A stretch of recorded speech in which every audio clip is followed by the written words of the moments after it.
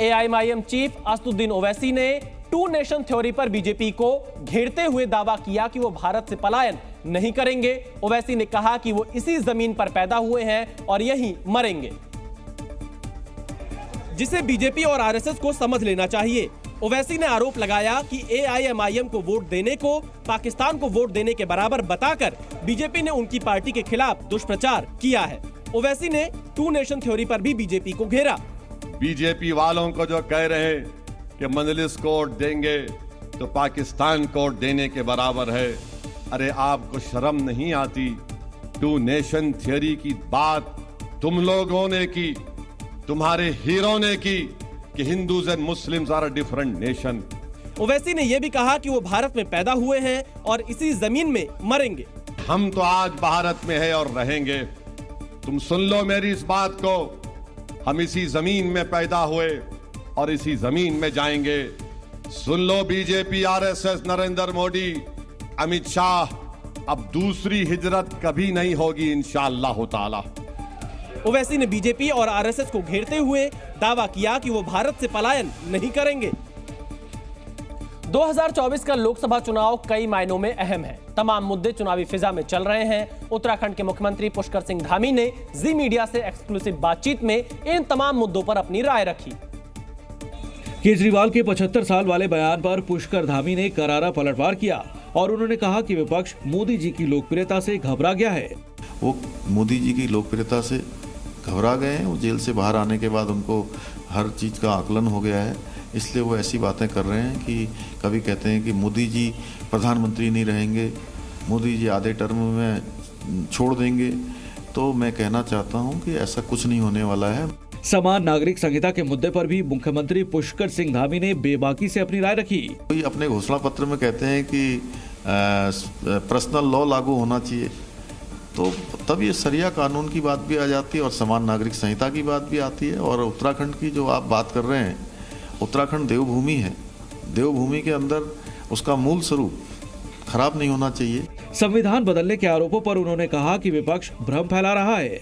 धामी ने कहा कि देश के उत्थान का काम मोदी जी के नेतृत्व में होने वाला है।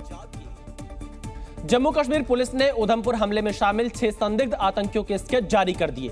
उधमपुर के बसंतगढ़ इलाके में 28 अप्रैल को आतंकी हमला हुआ था, जिसमें विलेज डिफेंस गार्ड का एक जवान शहीद हो गया था। जिसके बाद इन आतंकियों को दबोचने के लिए बड़े पैमाने पर सर्च ऑपरेशन चलाया गया।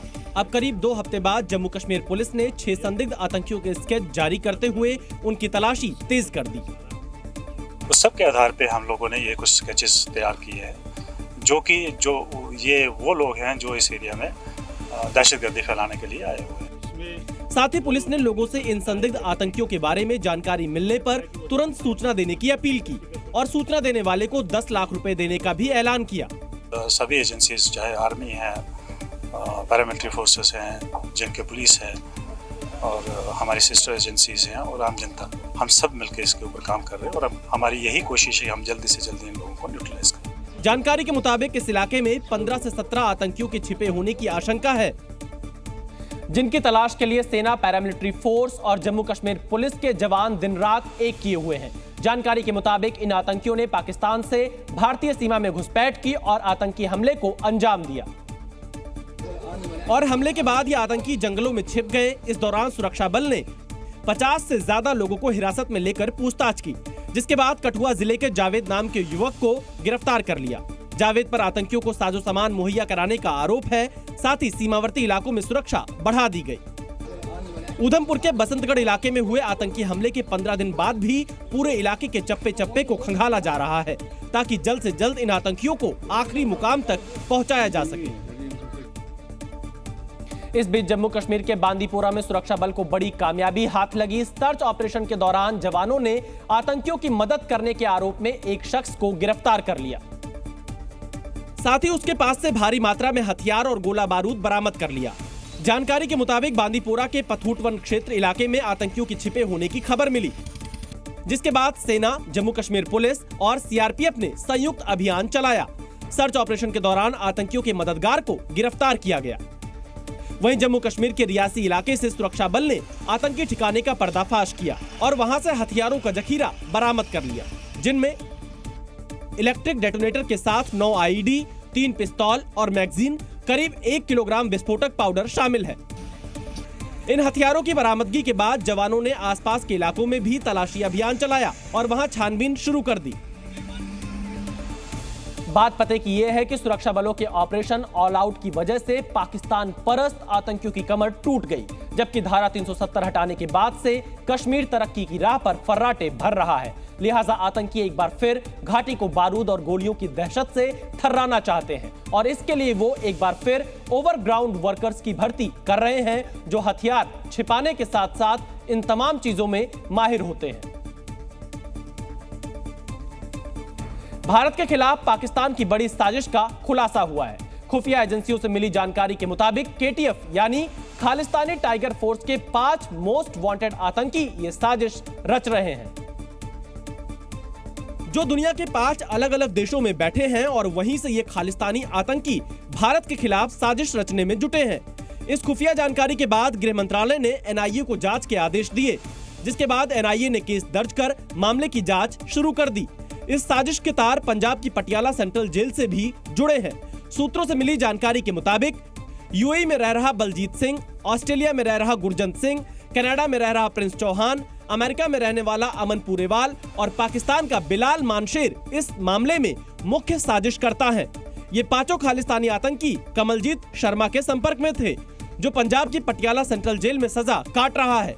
कमलजीत शर्मा पर पंजाब में खालिस्तानी नेटवर्क को मजबूत करने, हथियारों की तस्करी और आतंक के लिए पैसा जुटाने की जिम्मेदारी है। साथ ही कमलजीत शर्मा केटीएफ के लिए नए आतंकियों को भर्ती करने का भी काम करता है। बद्रीनाथ धाम के कपाट आज पूरे विधि विधान और वैदिक मंत्रोच्चार के साथ सुबह 6 बजे खोल दिए गए, जिसके बाद केदारनाथ, यमुनोत्री, गंगोत्री और बद्रीनाथ धाम की 4 धाम यात्रा पूरी तरह से शुरू हो गई। इस मौके पर हजारों की तादाद में श्रद्धालुओं ने पहले ही दिन बद्री विशाल के दर्शन किए। जैसे ही बद्रीनाथ धाम के कपाट खुले, पूरा इलाका जयकारों से गूंज उठा।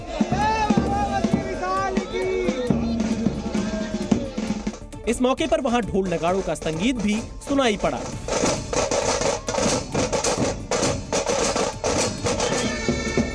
इस मौके पर सेना के बैंड की धुन भी सुनाई पड़ी।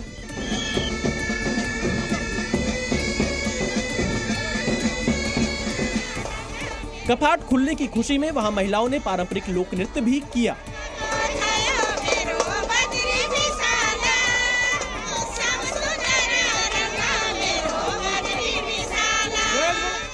इस मौके पर सीएम धामी ने सभी को बधाई दी। जो भी तीर्थयात्री हैं, श्रद्धालु हैं, उनको किसी प्रकार की परेशानी न हो, वो अपने रजिस्ट्रेशन करवा कर आएँ, मौसम की जानकारी लेकर आएँ, जिससे कि उनकी यात्रा सरलता से हो पाए। इस दौरान वहां दर्शन के लिए पहुंचे भक्त जयकारे लगाते सुनाई पड़े। वहीं भक्तों की कई किलोमीटर लंबी कतार नजर आई। पाकिस्तान के कब्जे वाले कश्मीर यानी पीओके में शहबाज सरकार और पाकिस्तानी सेना के खिलाफ लोगों का हिंसक प्रदर्शन जारी है। पाकिस्तानी सेना ने फायरिंग और लाठीचार्ज किया तो प्रदर्शनकारियों ने भी पाकिस्तानी सेना को मुंहतोड़ जवाब दिया और मुजफ्फराबाद में पाकिस्तानी सुरक्षा बलों को दौड़ा कर पीटा। प्रदर्शनकारियों ने पाकिस्तानी जवानों पर लाठी डंडों से हमला बोला। उग्र भीड़ पाकिस्तानी जवान पर लात, घूंसों और पत्थर से वार करती नजर आई, जिसके बाद पाकिस्तानी जवान अपनी जान बचाने के लिए एक ऊंचे टीले से नीचे फिसलकर सड़क पर गिरता दिखाई दिया। लेकिन पहले से ही सड़क पर मौजूद प्रदर्शनकारियों की भीड़ ने उस पर भी हमला बोल दिया और लाठियां बरसानी शुरू कर दी। उग्र भीड़ का पाकिस्तानी सैनिकों पर हमले का एक और वीडियो सामने आया। सोशल मीडिया पर वायरल इस वीडियो में भीड़ के हमले के बीच पाकिस्तानी जवान अपनी जान बचाने के लिए भागते नजर आए और भीड़ के सामने हाथ जोड़कर अपनी जान की भीख मांगते दिखे। पीओके में सारा बवाल 11 मई को उस वक्त शुरू हुआ था जब ज्वाइंट अवामी एक्शन कमेटी ने महंगाई के खिलाफ पाकिस्तान असेंबली के बाहर विरोध प्रदर्शन का ऐलान किया था, जिसकी इजाजत न मिलने पर प्रदर्शनकारी हिंसक हो गए थे।